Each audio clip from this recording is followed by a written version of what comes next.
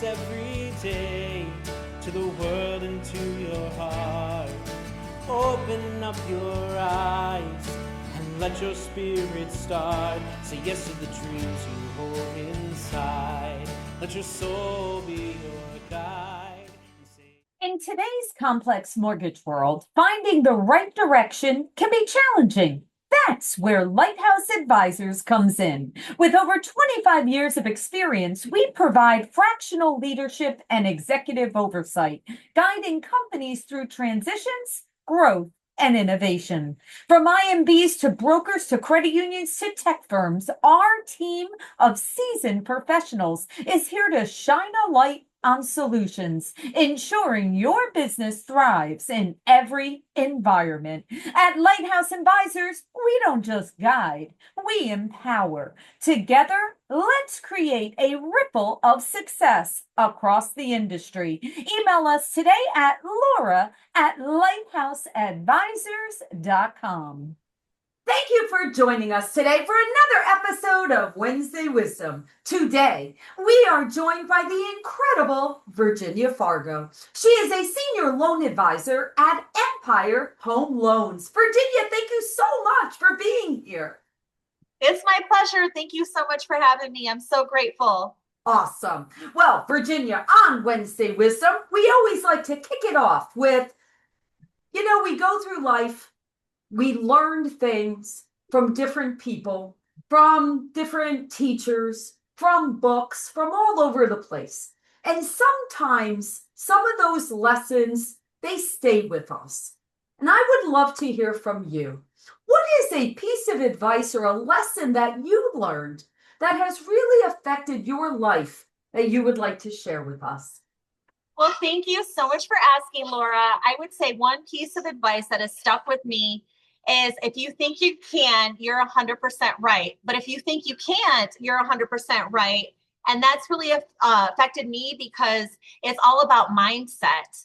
And you really have to believe it. I feel where you believe in your mind, that's where it all starts. So that really resonates with me.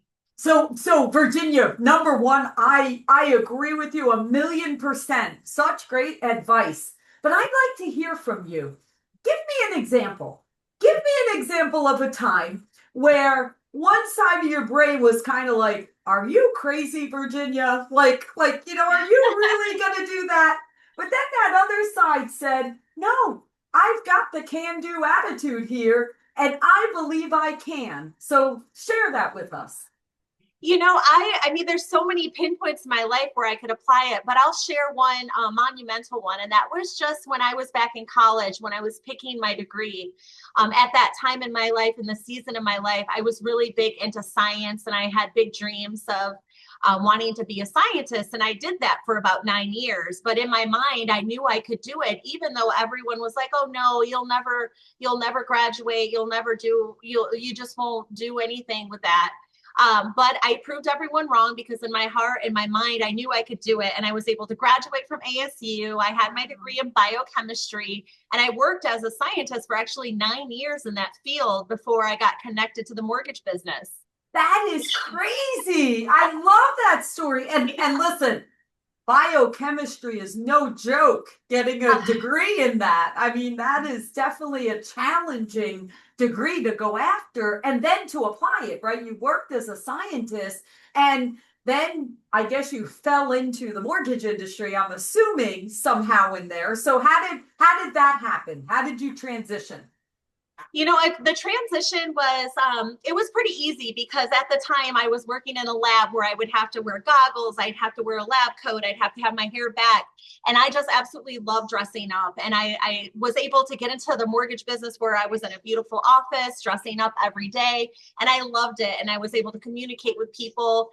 And I love that human interaction to where in the lab, there was just like me in the lab and it wasn't like a lot of human interaction. And so I felt like my calling was where I'm at at right now in the mortgage business. Well, that makes sense, right? You're kind of, I have a nephew that is a scientist, and I know he speaks about his mice, like literally, like he's got his interaction is with his mice that he's working on. So going from where I'm picturing your lab rats, right, and then going to the mortgage industry to where there is so much relationship, right? So that's amazing that you challenged yourself. You did that, but then you said, you know what, there's another piece of me, the human factor and relationships, and then you were able to apply all that intelligence you have there onto our industry. I love that. I love that. 100%. Yep. And it all started with a thought. It all started with a thought of knowing that I can do it.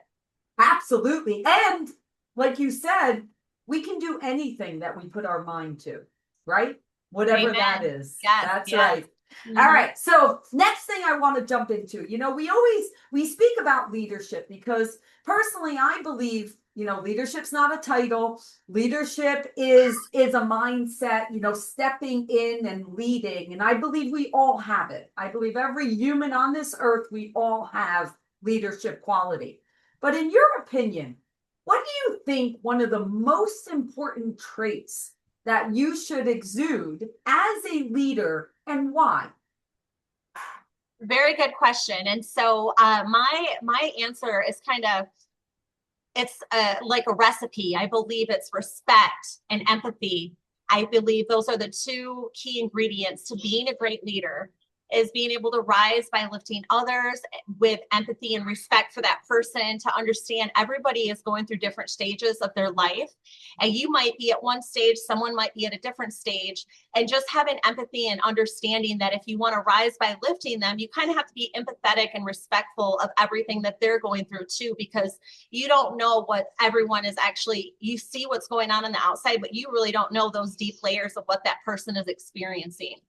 Wow, Virginia, that really sat with me. Like, as you were saying that, I was really, really thinking about it, because it is so true that I don't care what you see on the outside of any human you meet, everyone is going through something.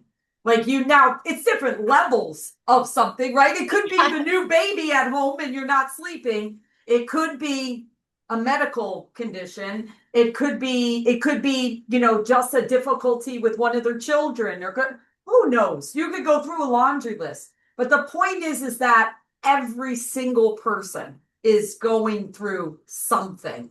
And therefore, you do have to give grace, so to speak, right? With having that empathy and understanding that you can't put yourself into that other person and think that that person will do it the same way as you, or react the same way as you, or have that same level of expectation.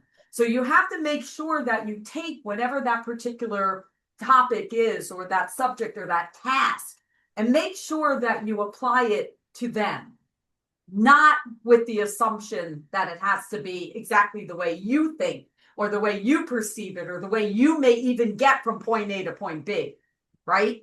Right. Yes, you nailed it. I love it. I love it. I love that. And, it's so important, because I know for myself, when I was a young leader, I thought everybody thought like me. I just didn't realize, like, when you're young, you kind of think that, right? You kind of just think everyone thinks exactly the same. That's not true. And sometimes people can't put themselves in another person's shoes, so to speak. Whether, even if it's, let's take sales and operations. How many times do you hear one side doesn't know how to speak to the other side, and this side doesn't know how to speak to this side? Like, they're both have their own challenges. Both sides has their unique challenges. But so many times, because one hasn't walked in the shoes of the other, it's very difficult to understand it from that perspective, right? Like, give me your thoughts on that, Virginia, in terms of, like, even that example. Like, how do you get them to work together? Well, what you have to do is you have to try to be patient with each other, and you have to be able to clearly explain what is going on, because I think a lot of times things will get lost in translation, because the side of operations is like, well, this person should know all the guidelines. They should know everything. And maybe the other person in sales is like, well, they know how to sell the loan, but maybe they don't know the exact guidelines. Maybe it just changed. But knowing that the end goal is trying to help that person get the home loan. And as long as everyone stays mindful of that end goal, and then just working on patience and clear communication. And I think that's the best way to break that little barrier of miscommunication. I agree with you. That is exactly right. Communication almost solves everything. It really does in every situation. Yes. Yeah, and sometimes it's okay to just pick up the phone, because a lot of stuff will get lost in translation on a email, because it's all about the person. How are they interpreting that email? And it might be interpreted the wrong way. And so I think real communication, like you mentioned, is so important, that you can solve so much just by picking up the phone and having that clear conversation. Well, let's go back a step when we were speaking about how everybody's going through something. I mean, I'm sure me and you, this has happened to. Yeah. You just got a negative call, right? For whatever reason, something happened, right? Yeah. And then the next thing you do is you read an email. Now, sometimes what just happened changes the way you read that email. But that email isn't a negative email. It doesn't have any tone to it. But because we just had a situation happen, we kind of add that to it, and it changes the entire communication. So to your point, sometimes it does take hearing someone's voice and going a little deeper to explain the rationale behind, so that people understand, oh, no, this wasn't my intention for it to come across this way. Or maybe there was a missing piece that wasn't in the email, but could be communicated verbally. Exactly. Yeah, definitely. I agree. Love it. I Yeah, love it. That saying of things can get lost in translation is all too true in the mortgage business. All the time. I mean, it happens every day, right? Absolutely. Yeah. I love it. I love it. All right, Virginia, this is my favorite question that we close out with, because I believe nothing starts until we kind of say it out loud and we plant the seed into the world. So I like to end our conversations always with, if you had no limitations, nothing holding you back, I want to hear what your moonshot is of something that you would want to accomplish. It doesn't have to be work related, it can, but something you would want to accomplish on your time on this earth. What would that be, Virginia? Wow, that's such a great question. And so my moonshot would be, I would love more than anything to be able to build a church in my community, to be able to help people on the masses learn the skills to become homeowners, and to be able to offer holistic faith-based services to help people with the real things people need in our community, from like substance abuse to mental health treatment to housing, vocational training, and just helping people with the skills that are needed. So I've always dreamed of having my own church. Wow.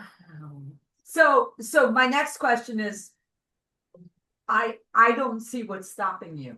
So to be quite honest, if you told me you were going to visit Pluto, maybe I would say, well, I don't know. I'm sure you're a scientist. Maybe we'll figure that out. But to be quite honest, everything you just said, I don't see any reason why that is not more than doable with your intelligence and your passion and your dedication and your mission of wanting to help others. So we're just going to plant that seed out there, and I'm sure that it will grow when it's supposed to. Yes, I love that. Thank you for your strong words of encouragement. And I absolutely believe in you, and I believe in myself, and I look forward to that day happening. And then Virginia's going to let us all know, so we can get that update when that happens, everyone. Yeah, that's my big moonshot. So thank you. Awesome. Virginia, tell everyone, if they want to learn more about you, how to connect to you, how to learn more about you. Yeah, you can reach out to me anytime. My phone number is 480-262-4024. You can find me anywhere on Instagram at No Hassle Home Loans. And I would love to connect with you. I'm here for you. If you have any questions or you have any similar interests, please reach out to me. I look forward to hearing from you soon. I love that. And I do have to ask, because what a great name. No Hassle. I love the name. And what was the process of coming up with that? Yeah, well, it comes like, getting a loan is not easy. Nobody wants to have to like go through all these hoops and stuff. And so I try to make it so smooth for my clients. And I always have people at the end of the transaction like, wow, Virginia, this was very smooth. It was like a no hassle. And it just stuck with me. I'm like, no hassle home loan. So that's been my tagline. And what I'm trying to not just make it a brand, but what I'm trying to deliver to each client is a no hassle home loan.